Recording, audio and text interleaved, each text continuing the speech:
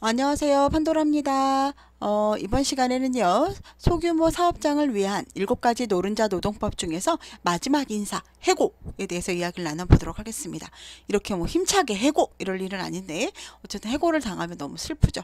요즘 특히 코로나 때문에 많은 분들이 이제 좀 해고를 당하신 일이 많은 것 같아요. 근로관계 종류에는 세 종류가 있는데요. 퇴직, 해고, 자동 소멸로 나눌 수 있어요. 해고는 그 사유 및 절차 등에 있어서 정당성을 갖추어야 합니다. 퇴직이라는 거는 말 그대로 근로자가 동의하는 혹은 내가 이제 그만두겠다라고 해서 요청에 의해서 하는 것을 퇴직이라고 하는데요. 임의퇴직과 합의퇴직이 있습니다. 그리고 해고는 근로자는 나가고 싶지 않은데 근로자 의사에 반해서 회사 사측에서 해고를 하는 거죠. 징계해고.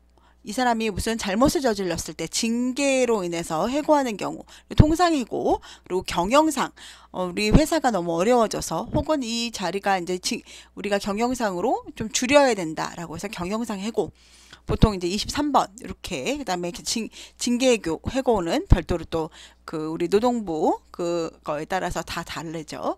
그리고 자동 소멸은 근로자의 의사와는 무관합니다. 그래서 정년이 도달을 했다거나 그러니까 거기가 뭐 60세든 65세든 정년이 도달을 했다거나 아니면은 계약 기간이 만료가 돼서 1년을 계약했으면 1년 만료가 됐다거나 이럴 때, 그리고 근로자께서 돌아가셨을 때, 그리고 사용자가 파산을 해서 더 이상 그 회사를 유지하지 못할 때, 그럴 때 자동 소멸하게 되죠. 해고 등에 대해서 제한을 하게 되는데요. 왜냐하면 여러분들도 해고당하게 되면 당장 먹고 살 길이 막막해지잖아요. 그렇기 때문에 해고를 이때는 하지 말아야 된다라는 어떤 해고 등의 제한이 있습니다. 해고에 정당한 사유가 있더라도 보호가 필요한 근로자는 일정 기간 해고할 수 없도록 규정하는 거예요.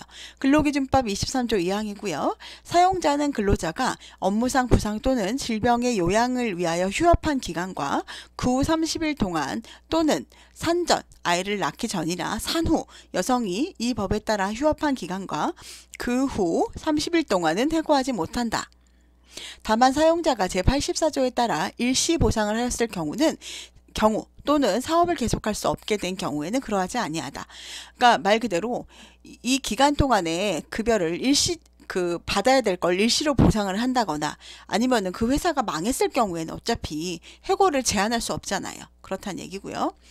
원칙은 업무상 부상 질병의 요양을 위하여 휴업한 기간과 그 후 30일간, 출산 전후 휴가 기간과 그 후 30일간, 그리고 육아휴직 기간, 예외는요, 근로기준법 제84조의 일시 보상을 행한 경우, 그리고 사업을 계속할 수 없는 경우, 위반 효과는요, 당해해고는 무효예요. 이때 해고하는 건 무효고요. 벌칙이 적용됩니다. 이 84조에 대해서는 좀 제가 지금 읽어보면 84조는 일시 보상이라는 건데요. 제78조에 따라 보상을 받은 근로자가 요양을 시작한 지 2년이 지나도 부상 또는 질병이 완치되지 아니한 경우에는 사용자는 그 근로자에게 평균 임금 1341분 1분의 일시 보상을 하여 그 후에 이 법에 따른 모든 보상 책임을 면할 수 있다. 근로기준법 제84조에서는 근로기준법상의 요양보상 규정에 따른 보상을 받은 근로자가 요양을 시작한 지 2년이 지나 완치되지 않을 경우 1341분의 일시보상 평균 임금을 통해 사용자는 보상 책임을 면할 수 있다고 정하고 있습니다. 그러니까 일시적으로 그 사람이 받을 금액에 대해서 지급을 하는 경우에는 예외다. 이런 일시보상을 하는 경우엔 예외다라는 거겠죠. 해고 금지 기간의 효력은요. 정당한 해고 사유가 있더라도 해고 금지 기간의 해고 시에는 무효가 되고요. 사용자는 해고 금지 기간 중 해고한 경우에는 형사처벌을 받게 됩니다. 5년 이하의 징역 또는 5천만 원 이하의 벌금. 굉장히 크죠, 사실은. 보통은 3년 3천만 원 이런데 5년 5천만 원입니다. 여러분. 굉장히 큰 금액이죠. 근데 큰 회사에서는 이럼에도 불구하고 막 조금 처벌하는 경우가 있죠. 해고의 예고는 해고에 정당한 사유가 있더라도 근로자의 생계 보호를 위해 30일 전, 한 달 전에 그 해고 예고 통보를 해야 되고요. 해고 예고 수당은 해고일 전까지 지급해야 됩니다. 근로기준법 제26조를 보면 사용자는 근로자를 해고, 경영상의 이유를 포함해서라도 해도 적어도 30일 전에 예고를 해야 되고요. 30일 전에 예고를 하지 아니하였을 때에는 30일분 이상의 통상임금을 지급해야 한다. 앞에 거는 우리 해고 등의 제한이었고, 이번은 해고를 예고를 하는데 예고를 하지 않았을 경우에는 돈을 줘야 된다, 이런 얘기겠죠. 즉 해고를 하고자 하는 날부터 30일 전, 한 달 전쯤부터 예고를 통보를 해야 되고요. 30일 전 예고를 하지 않은 경우에는 30일분 이상의 통상임금이 지급하게 돼요. 그리고 해고 예고를 하였다고 해도 해고의 정당성이 인정되는 것은 아니에요, 여러분. 그러니까 내가 해고를 이 사람을 하겠다라고 얘기를 했지만 이 사람 그 해고 예고 통보를 했다고 해서 해고의 정당성이 인정되는 건 아니에요. 하지만 해고 예고 통보를 안 했을 경우에는 30일치의 급여, 통상임금을 지급해야 된다는 얘기겠죠. 방법은요. 해고 예고는 반드시 서면으로 할 필요는 없고 구두 등의 방법으로 하더라도 그 효력이 인정된대요. 해고 사유 등의 서면 통지 규정과는 또 구별된다라는 거죠.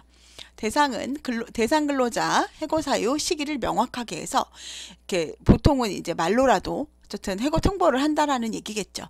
불확정 기한 조건부 예고는 무효다. 뭐 기한이 없다거나 조건부 어떤 거가 있을 때 너를 해고시키지 않겠어, 이런 거는 무효라는 이야기입니다. 해고 예고의 예외, 그러니까 해고를 예고를 안 해도 되는 사람들 얘기를 하는 거겠죠. 근로자가 계속 근로한 기간이 3개월 미만인 경우, 보통 이때 수습기간인 경우도 많이 있으니까요. 2번 천재 사변, 그 밖에 부득이한 사유로 사업을 계속하는 것이 불가능한 경우. 사업을 계속할 수 없다면 아까 전에 해고 모두 예외된다 그랬죠. 해고 등의 제한도, 사업을 계속할 수 없는 경우는 해고 등의 제한도 예외고요. 해고의 예고도 예외의 예외네요. 그죠? 그리고 근로자가 고의로 사업에 막대한 지장을 초래하거나 재산상의 손해를 끼친 경우로서 고용노동부령으로 정하는 사유에 해당하는 경우. 이게 보시면 이 고용노동부령으로 정하는 사유가 이렇게 쭉 나옵니다. 빨리 읽기 한번 읽어볼까요? 납품업체로부터 금품이나 향응을 제공받고 불량품을 납품받아 생산차질을 가져온 경우, 영업용 차량을 임의로 타인에게 대리운전하게 하여 교통사고를 일으킨 경우, 사업의 기밀이나 그 밖의 정보를 경쟁관계에 있는 사업체 등에 제공하여 사업에 지장을 가져온 경우, 허위 사실을 날조하여 유포하거나 불법 진단 행동을 주도하여 사업에 막대한 지장을 가져온 경우, 영업용 차량 운송 수입의 부당 착복 등 직책을 이용한 공금 착복, 장기 유용, 횡령 배임 등 인사격리, 회계 담당 직원이 근로자의 근무 상황 실정을 조작하거나 허위 서류 등을 작성, 사업에 손해를 끼친 경우, 사업장의 기물을 고의로 파손한 경우, 그 밖에 사회 통념상 고의로 막대한 지장을 가져오거나 손해를 끼쳤다 인정된 경우, 이런 거는 해고 예고해서 30일치 급여 안 줘도 된다라는 이야기겠죠.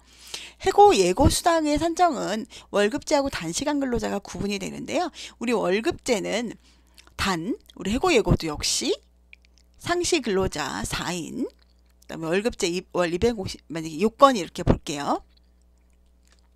상시 근로자가 4인이고요. 월급제가 월 250, 주 40시간 근무입니다. 이럴 경우에는 월 290시간이겠죠. 주 40시간이니까. 그러면 이제 시급을 250 나누기 209를 하면 11,961원이죠. 이게 통상임금이 되잖아요. 그죠? 이 통상임금을 8시간으로 곱해주면 95640.76이 되겠죠. 제가 한번 11961 곱하기 8시간, 95688, 보통 그 정도 되네요. 그러면 해고 예고 수당은 이 통상임금 95693 하루치 일금 곱하기 30일치를 준다는 얘기입니다. 그러기 위해서는 시급을 구해서 그 시급을 1급으로 구하고 1급을 월급 30일분으로 계산한다는 얘기네요. 그죠? 계산하게 됐고요. 그 다음에 단시간 근로자는 단시간 근로자의 임금 산정의 단위는 시간급이 원칙이죠. 1인 소정 근로시간 수에 시간급 임금을 곱해서 시간금을 1급 통상임금으로 산정한다. 단시간 근로자의 1일 소정 근로의 근로시간의 수는 4주 동안 일한 그 소정 근로시간을 그 기간의 통상 근로자의 총 소정 근로일수로 나눈 수다. 나눈 시간 수다. 즉 시급이 9,000원인 경우에는 월요일날 4시간, 수요일날 7시간, 금요일날 7시간 해서 근로를 했죠. 그래서 4주간 소정 근로일수가 20일이었단 말이죠. 그러면 통상 임금이 1급이 32,400원이 나오죠. 이거는 시급 9,000원에다가 이 3.6시간, 왜냐면 이거는 18시간, 9,000원, 아니 4시간, 7시간 하면은 18시간이죠. 18시간을 4주로 곱하고 나누기 소정근로일수 20일로 한 겁니다. 그래서 이거를 보면은 32,400원이죠. 그래서 32,400원 곱하기 30일 해서 972,000원. 이렇게 해고 예고 수당을 산정하게 됩니다.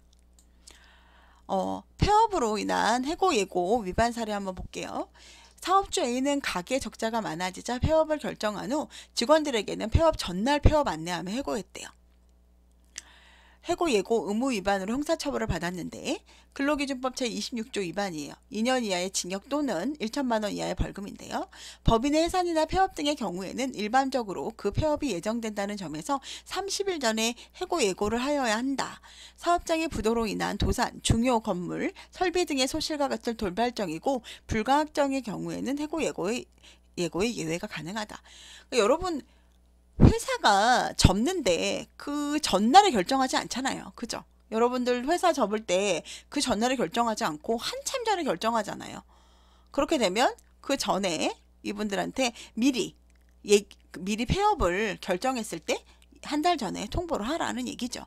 근데 갑자기 나는 멀쩡하다고 생각했는데 갑자기 도산이 어음을 못 막아서 막 도산이 난다거나 중요 건물에 화재가 나서 갑자기 돌발적으로 보험은 안 들었고 화재가 났다던가 어떤 소실과 같은 돌발적이고 어떤 우리가 막을 수 없는 것들, 그럴 때는 해고 예고가 예외도 가능하다는 이야기겠죠. 그 위법한 해고 예고 기간 중 자진 퇴사한 사례. 사업주 B는 직원 C에게 2주 뒤에 그만두라고 했는데 원래 한 달 뒤에 그만두라고 해야 되잖아요.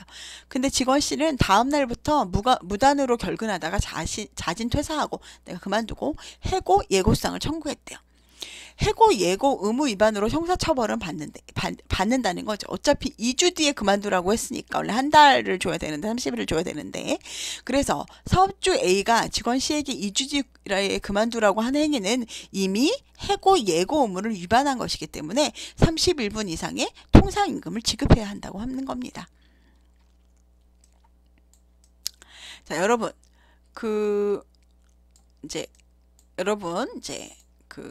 제가 맨날 해고 생각하면 저는 요즘은 그 생각이 나더라고요. 이제 저는 압박과 어디에서 벗어나서 이제 여러분들 떠납니다. 여러분 안녕히 계세요. 이러고 떠나잖아요. 그렇게 저도 떠나고 싶다는 생각 참 많이 합니다. 근데 지금은 이제 제 사업을 하고 있기 때문에 쉽게 떠날 수가 없죠. 열심히 해야 되겠죠. 자, 아름다운 이별, 바이바이, 퇴직급여. 자, 퇴직급여 제도에 대해서 좀 알아볼까요? 퇴직급여는 퇴직급여법 제4조 1항 사용자는 퇴직하는 근로자에게 급여를 지급하기 위하여 퇴직급여 제도 중 하나 이상의 제도를 설정해야 돼요. 다만 계속 근로기간이 1년 미만인 근로자 4주간을 평균하여 1주간의 소정 근로시간이 15시간 미만인 근로자에게는 그러지 않습니다. 즉 1년 미만을 근무했거나 15시간, 1주간, 원래는 주 40시간 일하잖아요. 15시간 미만인 근로자에게는 퇴직금을 주지 않아도 된다라는 이야기겠죠. 자, 퇴직급여는요, 퇴직금제도와 퇴직연금제도가 있어요. 퇴직금은 우리가 일반적으로 우리 직장에서 모아서 주는 것들 있죠. 그걸 퇴직금 제도라고 얘기하고요. 퇴직연금 제도는 DB형, DC형, 우리 이런 거 있죠? 이런 거를 흔히 퇴직연금 제도라고 얘기를 하죠. 퇴직금 제도는 근로자 퇴직 시 사용자가 우리 직장에서 근로자에게 퇴직급여를 지급하는 거고요. 퇴직연금 제도는 사용자가 퇴직급여 재원을 퇴직연금 사업자, 금융기관에 맡겨서 적립을 하고요. 근로자는 퇴직 시 금융기관에 퇴직급여를 수령하는 거예요. 이게 왜 생겼냐면은 예전에는 자기네 회사에다 다 모아놨잖아요. 그러다 보니까 이 회사가 망하는 경우가 많이 생겨요. 그래서 노동자, 우리 근로자들을 보호하기 위해서 너희 그 금액은 매달 해서 금융기관에 맡겨 라고 얘기를 한 겁니다. 자, 근무자의 채무액을 퇴직금에서 공제할 수 있는지, 저 위에서는 우리 급여 공제도 얘기를 했었는데 여기는 이제 이번에는 퇴직금 얘기네요. 근로자의 규책 사유로 의해서 사용자에게 손해를 보게 한 책임과 사용자의 퇴직금 지급 의무는 달라요, 여러분. 근데 우리는 이제 이거를 대해서 퇴직금이나 연차를 줄 때 대신에 너가 문제가 있으니까 그 기간 14일 이전에 문제가 있으니까 이거는 나중에 지급할게 라고 얘기하는 경우는 가능한데, 지나고 원래는 원칙적으로는 그 지급 의무는 다르다는 거죠. 그래서 징계해고 등 어떠한 경우라도 그 지급을 제한하거나 손해배상액을 빼고 지급할 수 없다고 얘기를 합니다. 원래 원칙적으로 그 사람들한테 받는 게 맞긴 그 사람들을 받아야 된다, 그런 얘기가죠. 이 사람들이 손해를 끼쳤을 경우에는 그 금액 줄 건 주고 받을 건 받아라, 그런 이야기겠죠. 자, 퇴직금 제도는 그 30일 근로자가 퇴직 시에 계속 근로 기간이 1년이 넘어야 되고요. 1년이 넘었을 때 31분 이상의 임금을 평균 임금을 퇴직금으로 지급하는 제도예요. 요즘은 평균 임금보다 통상임금이 큰 경우에는 통상임금으로 지급해야 되겠죠. 계속 근로기간이란 계속하여 근로를 제공하는 기간이고요. 근로계약을 체결하여 해지될 때까지 기간입니다. 근로계약을 갱신하거나 동일한 조건의 근로계약을 반복하여 체결한 경우에는 갱신 또는 반복 기간을 모두 합산한다. 1년, 매년 1년씩 매년 개혁하는 경우 있죠. 그런데 여기 하루도 뛰지 않고 혹은 뭐 하루 이틀 딱 이렇게 뛰어서 매년 똑같이 퇴직금 안 주려고 머리 쓰시는 분들이 있는데 안 된다는 얘기죠. 근로계약을 갱신하거나 동일한 조건의 근로계약을 반복하여 체결한 경우에는 갱신 또는 반복 기간을 모두 합산한다. 고용 형태의 변경이 이루어져도 변경 전후의 기간을 합산한다. 근데 한 가지 틀려, 여러분. 퇴직한 다음에 촉탁으로 전환되는 거는 끝나는 겁니다, 여러분. 퇴직금 끝나는 거예요. 기업의 합병, 분할, 양도, 조직 변경의 경우에도 근로관계가 포괄적으로 승계된 경우에는 계속 근로로 인정한다. 여러분들, 우리 위탁사 자치관리에서 위탁사를 변하거나 위탁사에서 자치관리를 변하는 경우 있죠. 모두 다 포괄 승계하는 경우에는 계속 근로로 인정되죠. 근데 이제 위탁사에서 위탁사로 변경되는 경우도 만약에 그 대표들이 승인해서 포괄 승계해주면 퇴직금 연계되는 경우도 있습니다. 이게 뭐 딱 저는 뭐 그런 경우도 몇 번 본 것 같아요. 자, 계속 근로 우리 기간 산정 예시를 볼까요? 계속 근로기간 산정에 포함되는 기간은요. 수습사용기간, 출산 전후 휴가 및 육아휴직기간, 업무상 부상, 질병으로 요양을 위한 휴업기간, 사용자 귀책 사유에 의한 휴업기간, 사용자입니다, 여러분. 이거 사용자의 승인하에 개인 사유로 인한 휴직기간, 단체 협약이나 취업규칙 등 규정을 통해 포함하지 않는 것으로 정한 경우에는 예외입니다. 계속 근로기간 산정에 제외되는 기간, 병역법에 따른 의무 복무로 인한 휴직, 군대 가는 거죠. 퇴직금을 미리 정산하여 지급한 기간, 중간정산, 별도 고용승계에 대한 약정이 없는 상태에서 용역업체 변경에 따른 종전근로기간, 아까 이거 제가 말씀드렸죠. 고용승계 없이 위탁사에서 위탁사로, 자치에서 혹은 위탁사로 이렇게 변경되는 경우 별도의 고용승계가 없다 그러면 이 부분 앞에 거는 연결되지 않습니다. 정년 퇴직 후 재입사한 경우 이전 근로기간, 아까 말씀드린 대로 정년 퇴직을 한 경우에는 모든 근로가 끝났다라고, 그리고 새로 촉탁으로 하는 경우는 모든 근로가 시작이 다시 된다라고 생각하시면 됩니다. 퇴직금의 산정은요. 퇴직금은 일일 평균임금 곱하기 30일 곱하기 총 계속근로일수 나누기 365일을 하면 됩니다. 일일 평균임금이 나오고요. 사유가 발생한 날 이절 3개월간의 이 일일 평균임금은요.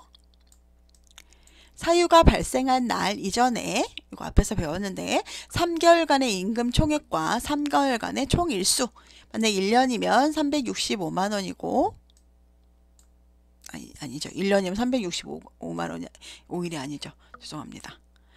90일이니까 만약에 이제 90일이나 뭐 92일이나 90일 이렇게 나오고, 그리고 3개월치 월급이 만약에 200만 원씩 600만 원이었다면 이렇게 나눠준다는 얘기겠죠. 즉, 월 250만 원 근무 기간이 17년 2월 1일부터 19년 6월 30일이라면 퇴직금은 일일 평균 임금, 이게 총액이 250, 250, 250 하니까 750이고요. 그리고 2월은 28일이나 29일이죠. 28일. 그 다음에 3월은 죄송해요. 6월 30일이니까 6월 30일, 5월, 4월 1일부터 6월 31일이겠죠? 그렇게 하면 4월 30일에 30일, 5월 31일, 그 다음 6월 30일, 30 이렇게 되면 91일이 나오죠. 그래서 91일이 나온 겁니다. 보니까 금액이 82,417원이에요. 그래서 82,417원 곱하기 30일 곱하기 요 일수가 880일이기 때문에 880일을 곱하고요. 거기에 365를 나눠주면 됩니다. 자, 퇴직급여 계산기는요. 그 고용노동부 퇴직연금 홈페이지에 퇴직급여 계산기가 있으니까 본인이 필요하시면 한번 여기 들어가셔서 보셔도 됩니다. 자, 퇴직연금제도. 앞에 거는 우리가 퇴직금제도 해가지고 우리 회사에서 주는 걸 말했죠. 퇴직연금제도라는 거는 우리 은행에다 맡기는 걸 얘기하겠죠. 회사가 이거의 장점은 회사가 망해도 퇴직급여를 줄 수 있다. 회사가 퇴직급여 지급을 위해 그 재원, 돈을 퇴직연금 사업자에게 적립하고요. 근로자가 퇴직할 때 퇴직급여를 일시금 또는 연금으로 지급하는 제도예요. 여기는 DB형과 DC형이 있는데 확정급여형과 확정기여형이라고 이야기를 합니다. 그 확정기여형은 10명 미만 기업에 대한 특례 제도예요. 확정급여형은요.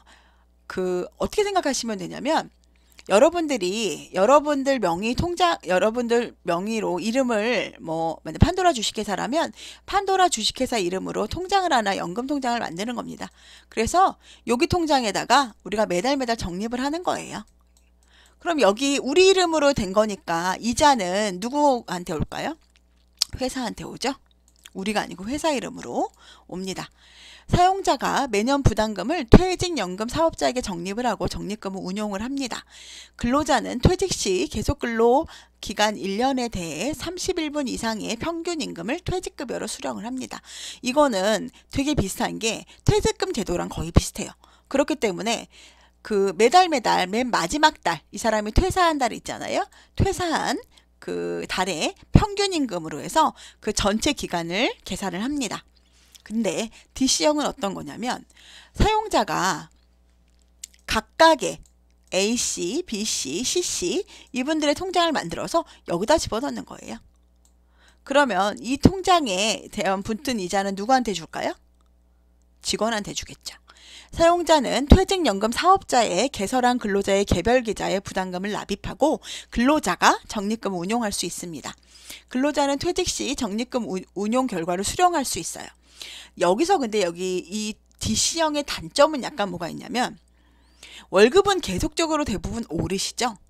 근데 이 DC형이라는 거는 매달 똑같이 12분의 1로 우리 월급의 12분의 1 퇴직금 넣어야 되는 거 12분의 1씩 매일 넣기 때문에 200만 원일 때는 그거에 대한 그 급여 12분의 1 이때 올라가지고 다음 내연도에 220만 원이어도 그거에 대한 12분의 1 이렇게 지급을 하는 거고요. 이 DB형 같은 경우에는 200만 원이고 다음에 220만 원이고 250만 원 이렇게 됐어요. 3년 차에 퇴사를 했을 때 이 200만 원, 50만 원에 대한 평균 임금을 가지고 퇴직급여로 주는 겁니다. 그러니까 급여가 계속 인상됐을 때는 확정급여형이 유리하겠죠. 자, 사용자 근로자 보면 사용자가 납입하는 퇴직급여 부담금은 전액 손비 인정이 되고요. 근로자 근로자가 추가 납입한 세액공제는 연 700만원, 50세 이상 세액공제 한도 연 900만원으로 확대됐고요. 2000년에서 2022년까지 한시 운영합니다. 연금 수령 시 퇴직소득세 30%가 감면됩니다. 연금 수령 연차 10년 초과 시 퇴직소득세가 40% 감면됩니다. 그러니까 오래 다니면은 소득세를 좀 많이 깎아주겠다 이런 이야기죠. 우리 연말정산할 때도 이런 그거 들면은 많이 깎아주잖아요. 그죠? 자, 퇴직급여 중간정산 중도인출에 대해서 좀 이야기를 나눠볼게요. 중도인출이 사실은 예전에는요, 그냥 막 인출해줬었잖아요. 근데 이제는 어떻게 하죠? 중도인출에 사유에 해당하지 않으면 중도인출을 해주면은 그 근로자가 다시 해달라 그러면은 그 부분에 대해서 다시 해줘야 돼요. 이걸 인정받지 못합니다. 퇴직급여법 제8조 제2항 22조에 한번 볼게요. 사용자는 주택 구입 등 대통령이 정하는 사유로 근로자가 요구하는 경우에는 근로자가 퇴직하기 전에 해당 근로자의 계속 근로 기간에 대한 퇴직금을 미리 중간정산할 수 있어요. 확정기여형 보시면 확정급여형은 DB형, 확정기여형은 DC형입니다. 확정기여형 퇴직연금 제도 가입자는 주택 구입 등 대통령령이 정하는 사유가 발생하면 적립금을 중도 인출할 수 있다 이겁니다. 퇴직금 중간정산은 가능한데 DB형은 안 된다는 얘기죠. 퇴직금 중간정산 안 된다는 얘기죠.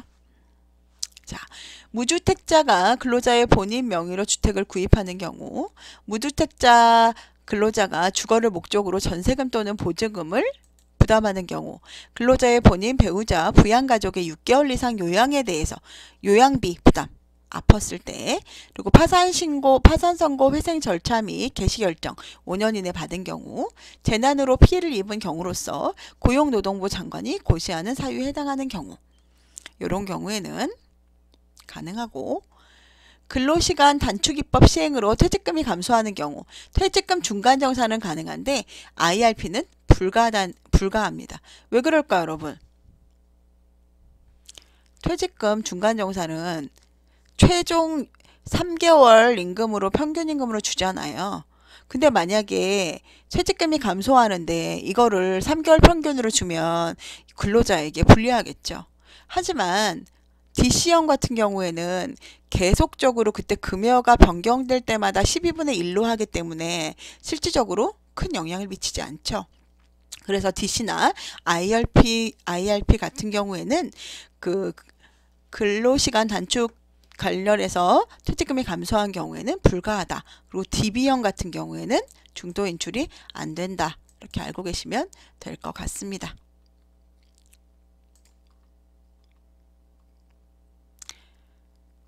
이게 월급에 퇴직금을 포함해서 지급한 사례 이런 경우들이 있어요, 여러분. 사업주 A씨는 근로자에게 월급에 퇴직금을 포함해서 12분의 1씩 준 거예요. 250만 원을 2년간 지급했다고 주장을 했어요. 사업주는 근로자의 요청에 따라 월별로 나눠줬다. 나는 억울하다. 난 줬다. 근데 근로자는 퇴직금 너 미지급했어. 라고 노동청에 진정을 제기했어요. 근데 노동부에서는 그렇게 나눠주면 안 돼. 근로자 퇴직급여 보장법 제9조 위반해서 3년 이하의 징역 또는 2천만 원 이하의 벌금. 그리고 돈 줘야 되죠. 그러니까 한마디로 월급에 퇴직금을 포함해서 지급하면 안 된다. 왜냐하면 이게 중간정산에 대한 이유가 아니기 때문에 그렇다라는 겁니다. 여러분 제가 그 퇴직금에 대해서 여러분하고 좀 이야기를 나눠봤는데요. 이거는 제가 여러 번 사실은 DC형, DB형, 퇴직연금 이런 걸 너무 여러 번 얘기 드렸는데 조금 이 부분이 이해하기 어려우신 부분들이 많으신 것 같아요. 그래서 제가 한번 조금 빠르지만 한번 여러분들한테 설명을 들어봤습니다. 이별도 아름답게 이별하는 게 좋겠죠. 여러분 긴 시간 고생하셨고요. 구독과 좋아요, 알림 설정은 다음 영상을 제작하는 데 큰 힘이 됩니다. 오늘도 좋은 하루 되시고요. 다음에 뵙겠습니다.